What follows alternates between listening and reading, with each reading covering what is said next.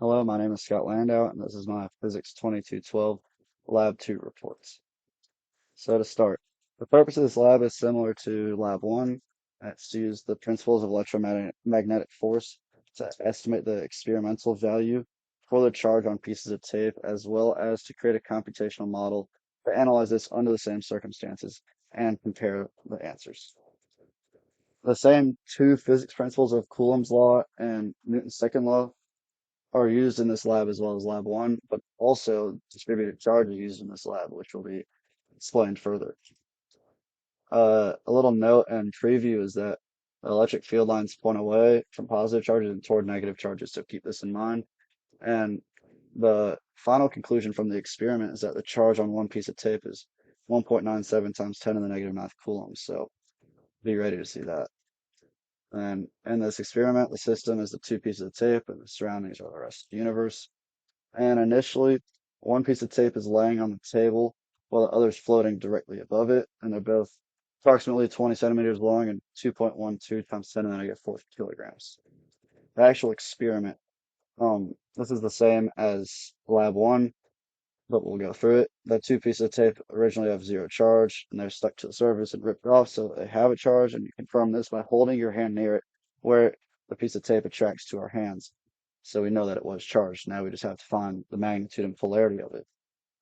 For the polarity, we had a charged rod or pen of negative charge, and we know that if the piece of tape is positively charged, it'll move toward the rod because the rod's negatively charged, and this is what happened.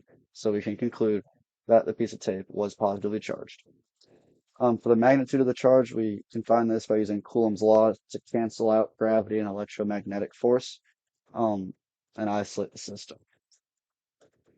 Three main assumptions are made that both of the pieces of tape have the same charge, and we can treat them as point charges and no other forces are acting on it because we want to assume that this system is isolated.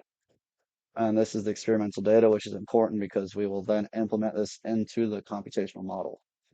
And here's that 1.97 times 10 to the negative ninth for the magnitude that we hinted at earlier, which is found by solving for Q in Coulomb's law. For the computational model, it has the same assumptions, except instead of treating the tape as point charges, we're treating it as continuously charged charges distributed on a line. And in the computational model, we broke up the line into many little tiny charges and added them all up into an array. And then the program computes the electric field from the bottom of the tape for each top tape piece of those little tiny charges. And the result of the model is that computational model reached equilibrium at 9.42 times 10 to the negative ninth, so it's a higher value. Um, and you can see the magnitude of electric force and gravitational force calculated from this model. And what if we were to treat the computational model as point charges on the tape?